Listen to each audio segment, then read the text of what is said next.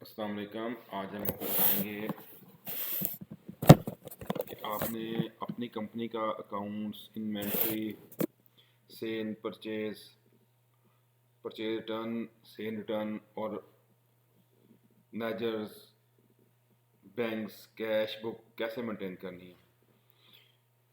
इस सॉफ्टवेयर का नाम है IBS और इसमें आप जो है ना मुकम्मल अपनी कंपनी के ट्रेडिंग कंपनीज हो गई, डिस्ट्रीब्यूशन सेटअप हो गए या कोई दूसरी कंपनी होगी, शॉप्स वगैरह, सीमेंट एजेंसी होगी, इसमें आप जो है ना इसमें सॉफ्टवेयर में आप ये मेंटेन कर सकते हैं काम। ठीक है, तो पहले सबसे आपको हम बताएंगे आइटम बनाना, फिर कस्टमर, वेंडर, फिर उनके बैलेंसेस डालना बताएंगे, फिर कैश का बताएंगे, सेल, परचेज और फिर इसकी रिपोर्ट्स बताएंगे। इस सॉफ्टवेयर में है तो बहुत कुछ, लेकिन आपको अभी हम ब्रीफ करेंगे चीज़ों को ताकि ना वीडियो छोटी से छोटी बने और आप ना आसानी से देख सकें। अस्सलाम वालेकुम जी। आपको आइटम बनाने का तरीका बताते हैं। आइटम बनाने के लिए हम आएंगे सेटअप के अंदर। सेटअप में आके आइटम इन्फॉर्मेशन के अंदर आइटम कोडिंग। ये देखें, जैसे कि पुरानी आइटम में आप कोई भी अपनी देखना चाहें कि हमारे पास कौन सी आइटम जो है ऐड है, वो आप इधर सर्च की ऑप्शन हमने दी हुई है, सर्च से देख सकते हैं कौन सी आइटम हमारे पास ऐड है। ये सारी आइटम हमारे पास ऐड है। तो अगर आपने कोई नई आइटम ऐड करनी है तो इधर हम उसका कोड लिखेंगे, जो भी कोड, जैसा कि ये देखें बेस्ट वे की ऐड है, ये उसका कोड है। ये नीचे हम उसका दे देंगे नाम। ठीक है, इसमें उर्दू वाइज भी हम काम कर सकते हैं, यानी कि उर्दू नाम वाइज उर्दू पे रिपोर्टें बनी हुई हैं, तो उसके लिए हमें इधर उर्दू पे भी नाम इसका लिखना पड़ेगा। वो अगर लिखना है तो ठीक है, नहीं देखनी उर्दू की तो वो उसकी कोई ज़रूरत नहीं है।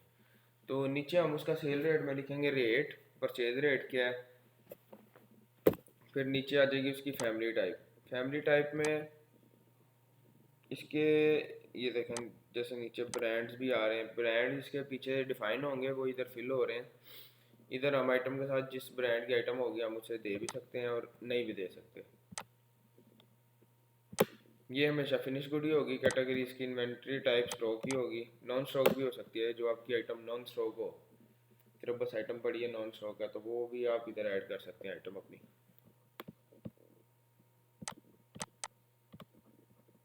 यहाँ से आइटम हो जाएगी हमारी सेव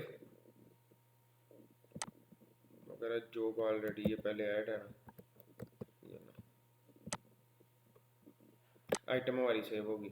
अब हम आपको बताएंगे कि हमने इसमें अपना कस्टमर कैसे ऐड करना है। कस्टमर ऐड करने के लिए हम आएंगे सेटअप के अंदर कस्टमर इन्फॉर्मेशन। ये देखें, हम कस्टमर की मुकम्मल इन्फॉर्मेशन आ रही है कि किस एरिया का कस्टमर है, किस सिटी का है और ये किस सेलमैन का कस्टमर है और कस्टमर की कैटेगरी क्या है। ये देखें कि सेलमैन वाइज भी हमारे कस्टमर होते हैं, इसलिए हम अपनी पहले ये जो भी क्या कहते हैं इन्फॉर्मेशन है, पहले एरिया वगैरह सारे ऐड कर लेंगे और बाद में कस्टमर में हम उन्हें साथ में जाके अटैच कर देंगे। ये देखें, एरिया लाहौर हो गया जी, जैसे कि सिटी होगी,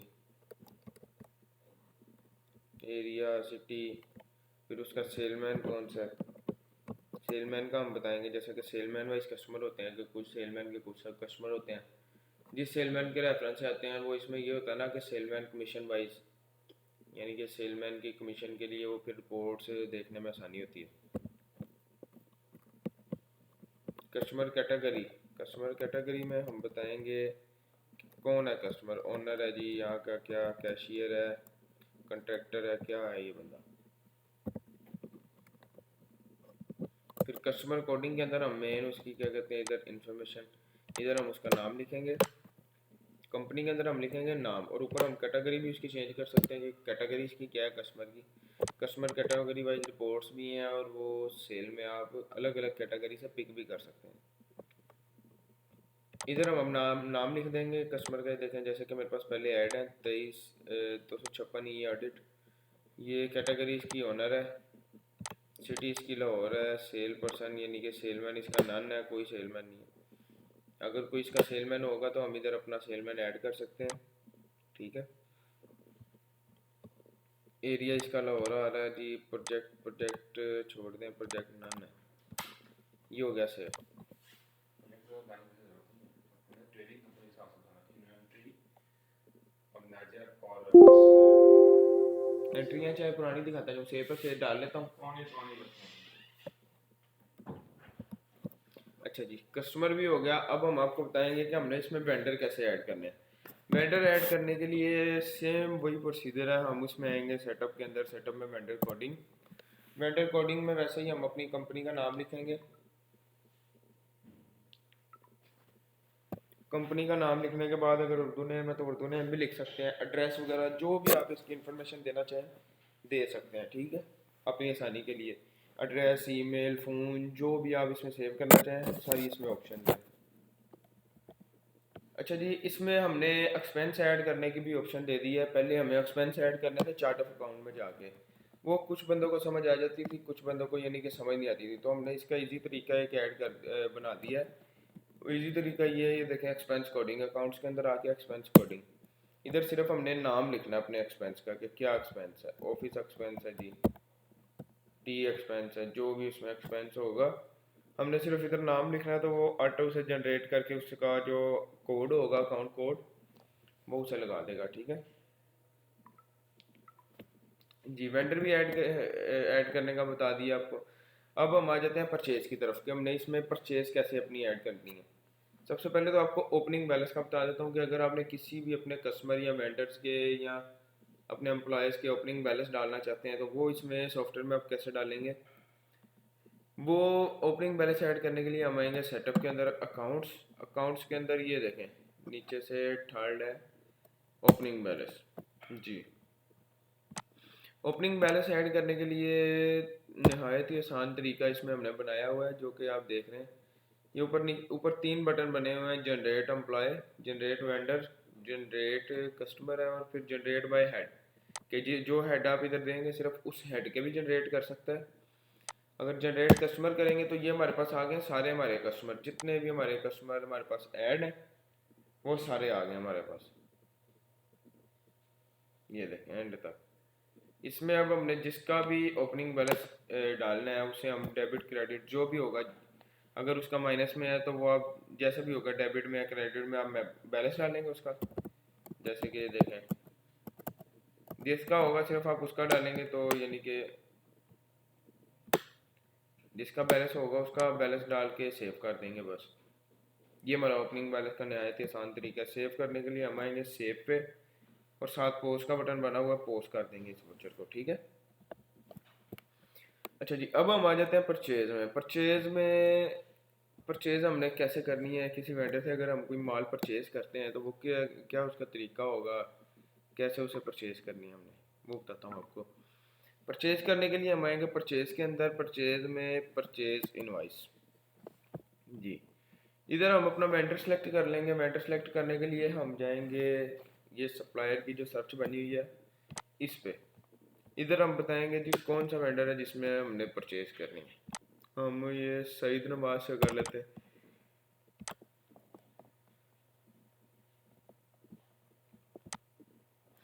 अच्छा जी, नीचे हम बताएंगे कि कौन सी आइटम हमने परचेज करनी है। हम इससे बजर परचेज कर लेते हैं।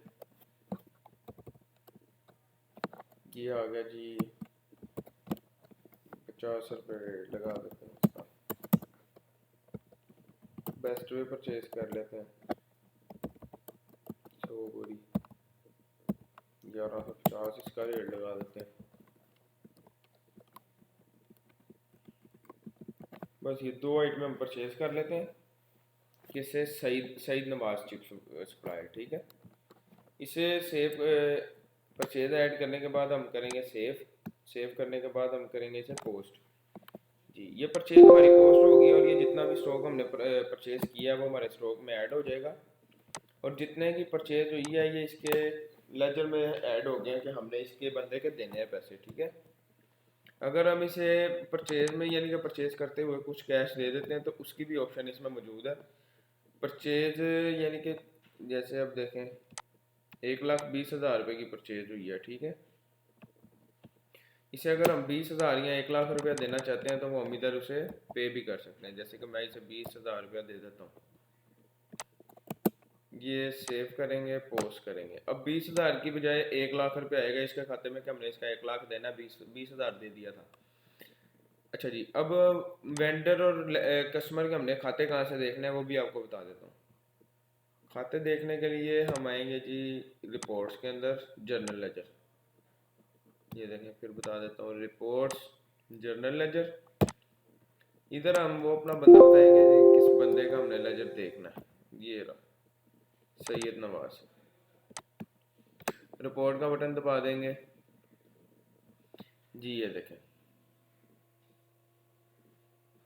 इसमें उसने बता दिया है कि कैश वोचर, यानी कि वोचर पे हमने उसे कैश कितना दिया, 20,000 रुपया, और परचेज हमने की थी 1,20,000 की, और 1 लाख रुपया भी हमने उसका देना है बंदे का। किसका देना है? सईद नवाज चिप्स सप्लायर का।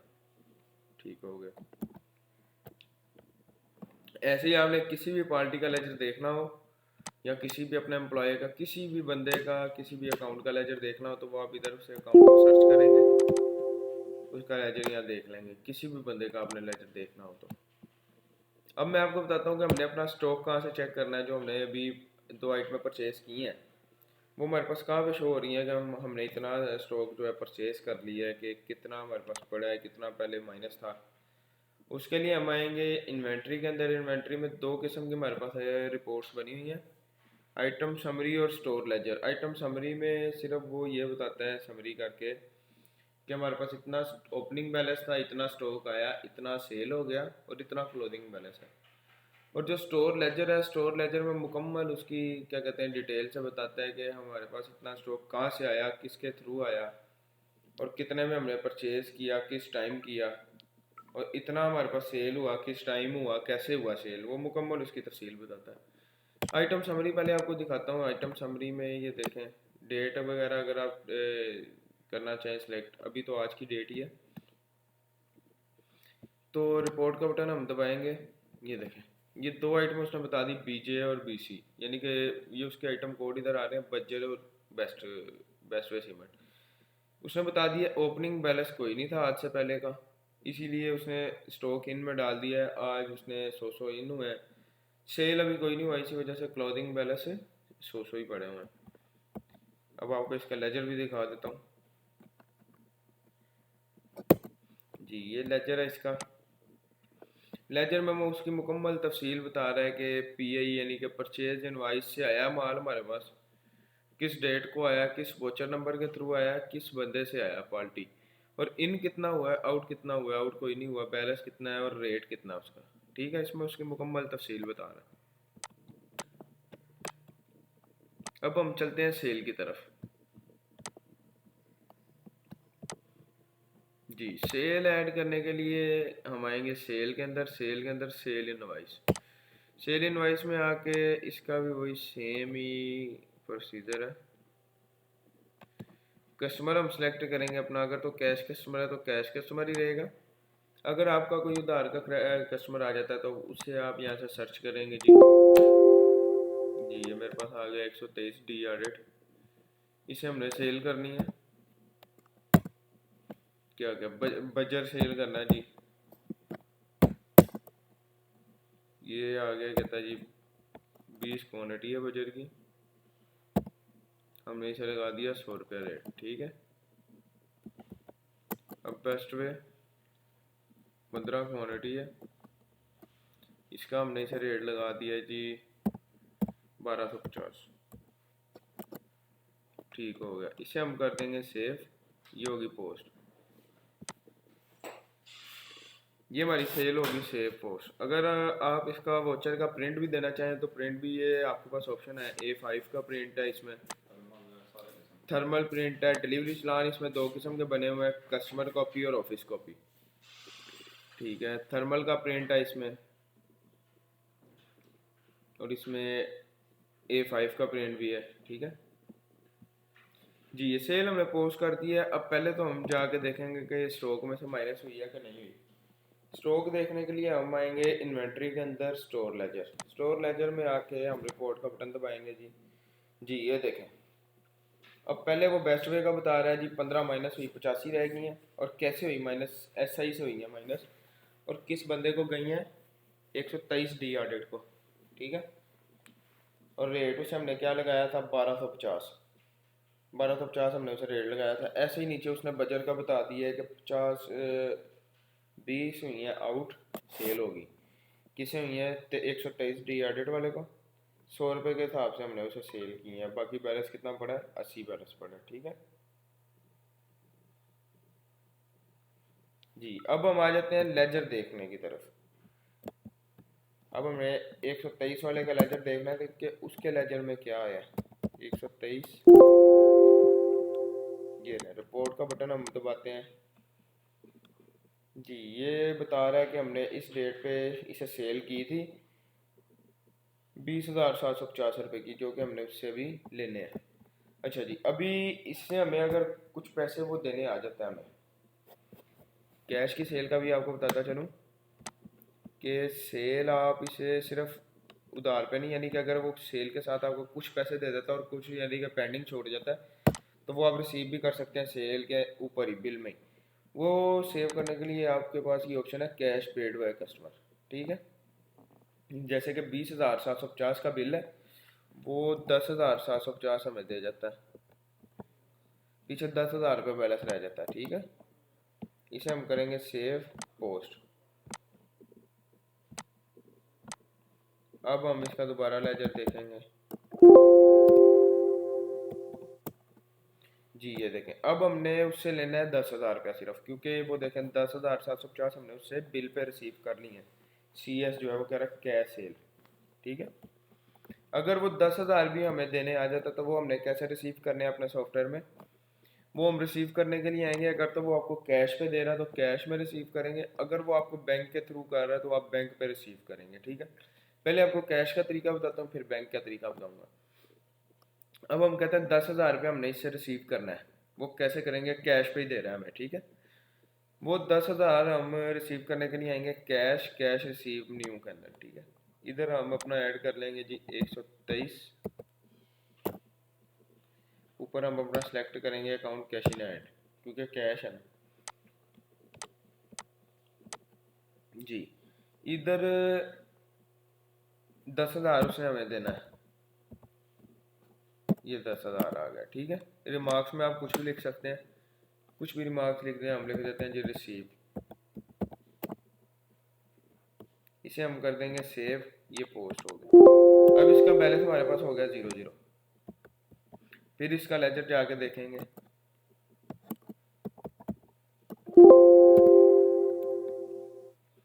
ये देखें अब इसका बैलेंस हो गया 0 0, क्योंकि वो हमने CR उससे कर लिया है। CR यानी कि कैश रिसीव, 10,000 रुपये हमने उससे रिसीव कर लिया।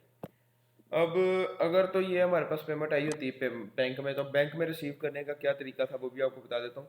बैंक में रिसीव करने का तरीका ये था कि उसके लिए हम आएंगे बैंक रिसीव के अंदर। बैंक रिसीव के अंदर आके हमने उसे बताना था जी किस बैंक में आया, ठीक है।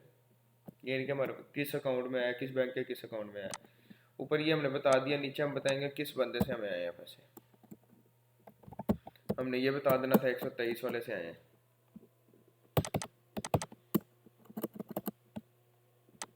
इधर हम अपना रिमार्क्स कुछ भी लिख सकते हैं और अमाउंट लिखेंगे क्रेडिट में, सेव करेंगे पोस्ट, और ये बैंक का तरीका ये है, ठीक है। ऐसे ही अब आपको कैश पेमेंट करने का तरीका बताता हूँ, जो कि हमने उसके सैयद, ये जो हमारा सप्लायर था, इसके देने हैं पैसे हमने। ये देखें सैयद चिप्स सप्लायर के पैसे हमने कितने देने हैं, इसका लेजर यहाँ से भी हम देख सकते हैं। हमने इसका पूरा 1,00,000 रुपया देना है, ठीक है। वो अगर हम उसे पेमेंट करना चाहते हैं तो वो हम पेमेंट कैसे करेंगे, पेमेंट करने के लिए हम आएंगे कैश पेमेंट के अंदर। अगर तो पेमेंट आप कैश पे कर रहे हैं तो कैश का ये तरीका, फिर आपको बैंक का भी तरीका बताता हूँ। कैश के अंदर आप आएंगे कैश पेमेंट न्यू के अंदर, इधर हम कर देंगे कैश इन हैंड।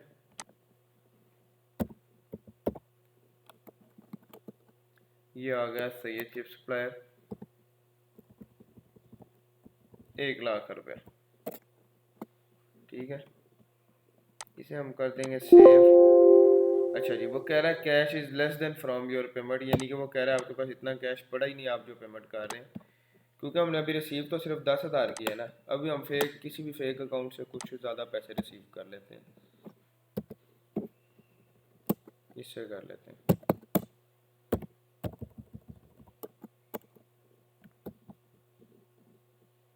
अच्छा जी, अब हम पेमेंट उसे करते हैं कैश इन हैंड से। रिसीव हमने किस में की है, कैश इन हैंड में किया? नहीं, वो बॉन्ड में कर दिया है, इसे हम कर देंगे कैश इन हैंड।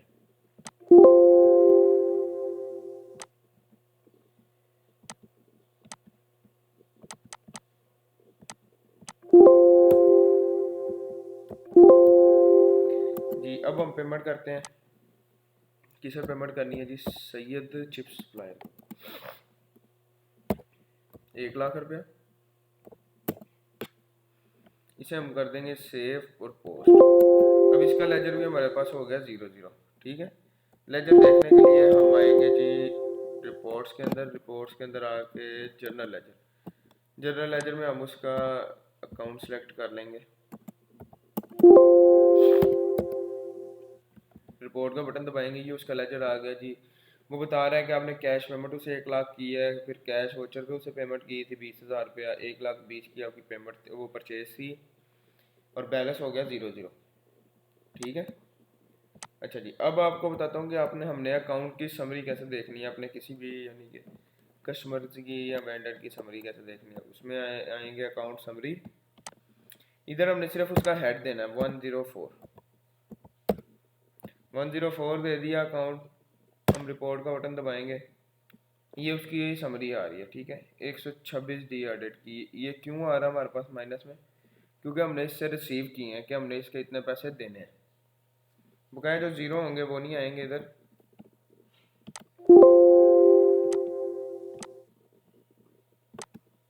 ये देखें काफ़ी किस्म की रिपोर्ट्स बनी हुई हैं, जैसे कि वेंडर वाइज रिपोर्ट है।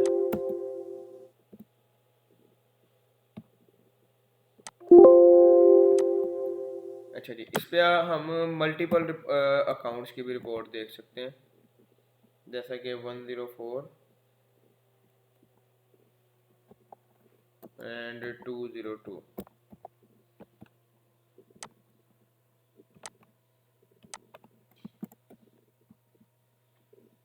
अच्छा जी, अकाउंट समरी देखने का तरीका भी आपको बता दिया है।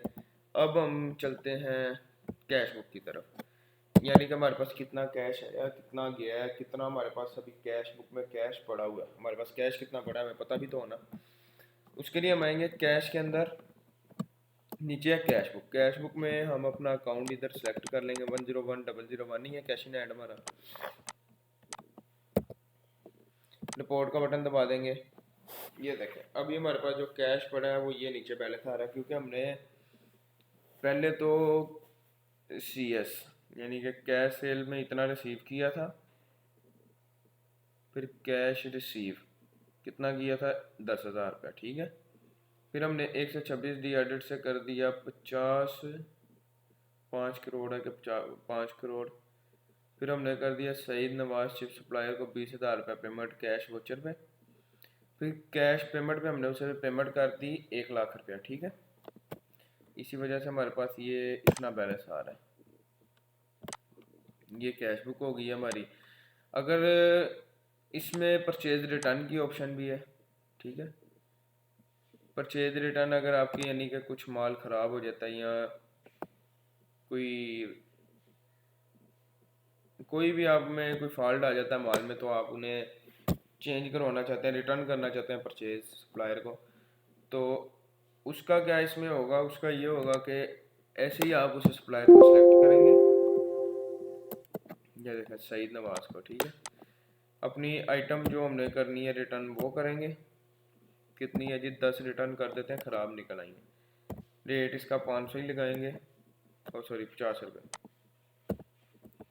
ऐसे ही हम दूसरी आइटम भी बेस्ट वे भी सिलेक्ट कर लेंगे। इसकी कितनी 15 हमने रिटर्न की हैं। ठीक है, 1150। ये हम कर देंगे सेव और पोस्ट। ये हमारी रिटर्न हो गई है, ये हमारे स्टॉक से भी माइनस हो जाएगी और ये उसके यानी कि खाते में उसके पेटे पड़ गई है। पहले हम देखते हैं अपने स्टॉक में कि माइनस हुई है कि नहीं। आइटम समरी में आएंगे, ये देखें अब 15 पहले हमने सेल कर दी थी, यानी कि जैसे कि बजर 15 हमने सेल कर दिया था, 15 हमने रिटर्न किया है। ये देखें, सेल हमने कितना किया था जी, सेल हमने किया था 20, सॉरी, और 10 हमने इसका रिटर्न कर दिया, परचेज रिटर्न। और बेस्ट में हमने 15 सेल की थी और 15 ही रिटर्न की हैं, ठीक है। इसीलिए बैलेंस हमारे पास आ गया 70, यानी कि 70। अब हम इसका स्टोर लेजर भी देख लेंगे। स्टोर लेजर देखने के लिए हम आएंगे इन्वेंट्री के अंदर। इन्वेंट्री के अंदर आके थर्ड ऑप्शन है स्टोर लेजर। इधर हम रिपोर्ट का बटन दबाएंगे तो ये देखें उसने बता दिया है कि पहले आपने इसकी की परचेज 100 परचेज की थी, फिर परचेज रिटर्न की हमने कितनी 15, फिर सेल की 15 और 70 बैलेंस रहेगा। मुकम्मल इसमें डिटेल से बता रहा है, ठीक है। अब हम देखते हैं जो हमने परचेज रिटर्न की है कि ये हमारे सप्लायर के खाते में डली है कि नहीं, कि हमने इससे पैसे लेने हैं। ये लें, ये हम अपने सप्लायर को सिलेक्ट करेंगे। हाँ जी जी, ये उसके लेजर में डल गई है, उसके खाते में डल गई है, ठीक है। ये 17,750 रुपये अभी हमने उससे लेने हैं। अगर ये हमें पेमेंट कर देता है कि लें जी आपकी ये परचेज रिटर्न हो गई है, इसकी पेमेंट आप ले लें, तो उसके लिए हम सेम वही होगा, हम आएंगे कैश रिसीव के अंदर, अपना सप्लायर सेलेक्ट करेंगे 17,750, ऐसे ही सेव करेंगे, पोस्ट कर देंगे, ठीक है। अब इसका जाके लेजर देखेंगे।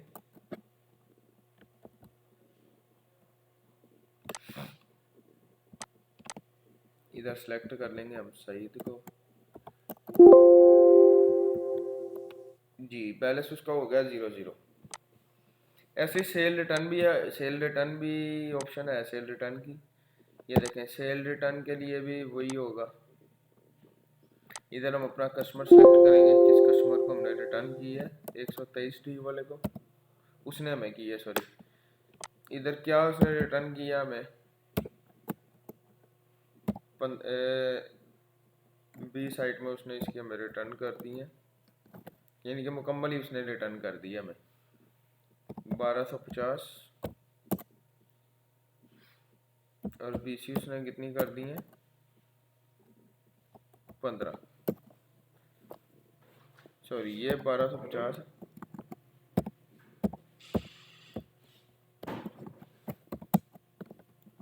और ये 100 रुपया।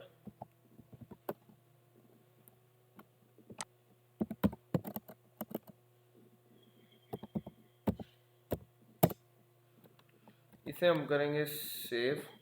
इसे हम इधर सेल रिटर्न में पेमेंट भी कर देते हैं, ठीक है। ये अपने इस कस्टमर को हम पेमेंट भी वापस कर देते हैं कि ये आपकी पेमेंट इधर ही हम वापस कर देते हैं।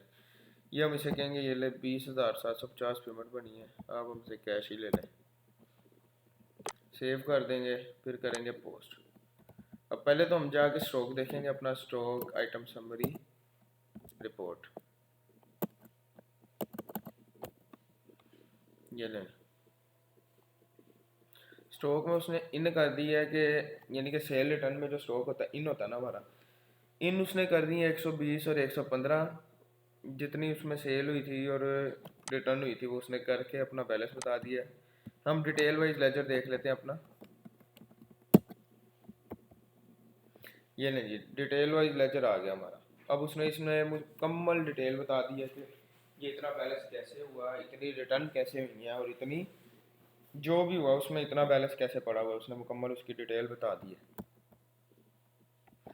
और इसमें हम लेजर भी देख लेते हैं कस्टमर का।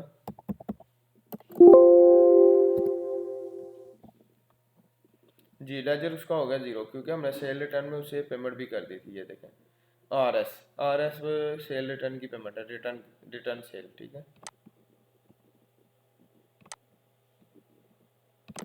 जी। ऐसे ही इसमें आप बैंक पे अगर अपना कोई हिसाब किताब चलाना चाहें, बैंक में पेमेंट करते हैं, रिसीव करते हैं, वो भी उसमें मुकम्मल है।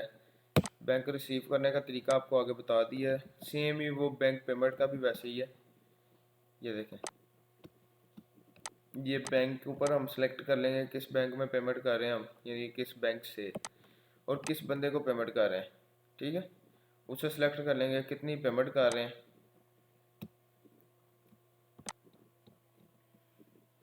और इसमें ये देखें परचेज के अंदर आके रिपोर्ट्स, परचेज एक्टिविटी की रिपोर्ट है, ठीक है, परचेज एक्टिविटी नहीं हो। परचेज के अंदर आके मैं आपको बताऊंगा परचेज एक्टिविटी की रिपोर्ट्स का, परचेज एंड पेबल वगैरह जो भी होते हैं हमारे सेल के एक्टिविटी, फिर सेल एंड कलेक्शन की रिपोर्ट्स हैं। जैसे कि परचेज एक्टिविटी देखने के लिए हम आएंगे परचेज रिपोर्ट्स, परचेज एक्टिविटी, ठीक है। इधर हम अपना डेट पीरियड सेलेक्ट कर लेंगे। अगर हम किसी खास वेंडर की देखना चाहते हैं वो भी हम देख सकते हैं इधर से। अगर किसी खास वेंडर की खास आइटम देखना चाहते हैं वो भी देख सकते हैं। अभी हम ओवरऑल निकालते हैं जी। ये देखें परचेज रिपोर्ट, पहले हम निकालेंगे परचेज रिपोर्ट। ये उसने मुकम्मल डिटेल से बता दिया कि आपने इस दौरान कितनी परचेज, क्या क्या परचेज की है, ठीक है। ऐसे हम समरी ओपन कर लेंगे। उसने सिर्फ समरी बताई है कि बेस्ट वे इतनी क्वांटिटी इन हुई, एवरेज रेट ये था, नेट अमाउंट ये थी, बस। और ये ऐसे ही सारी दोनों आइटमों की आ गई, ठीक है। और सेल के अंदर आके सेल की एक्टिविटी भी ऐसे ही सेम है।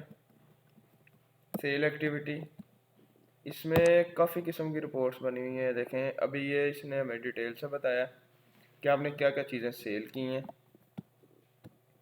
ये नीचे बता रहा है समरी वाइज, ठीक है, नीचे आ रही है समरी।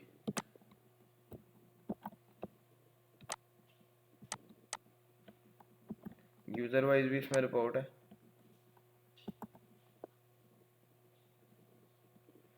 ये देखें काफ़ी रिपोर्ट्स बनी हुई हैं। रिटर्न की रिपोर्ट है, रिटर्न आपने क्या क्या किया है, ठीक है।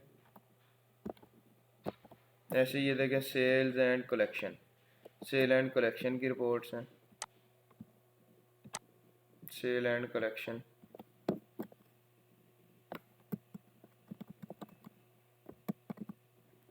ये देखें इस पे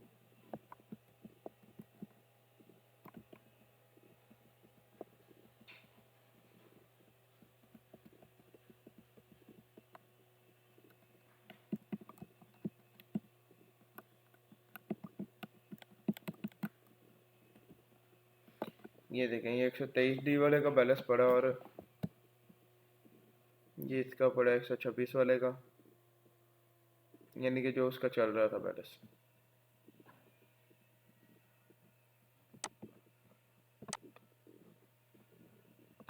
ये सेल एंड कलेक्शन की सारी यानी कि रिपोर्ट्स बनी हुई हैं।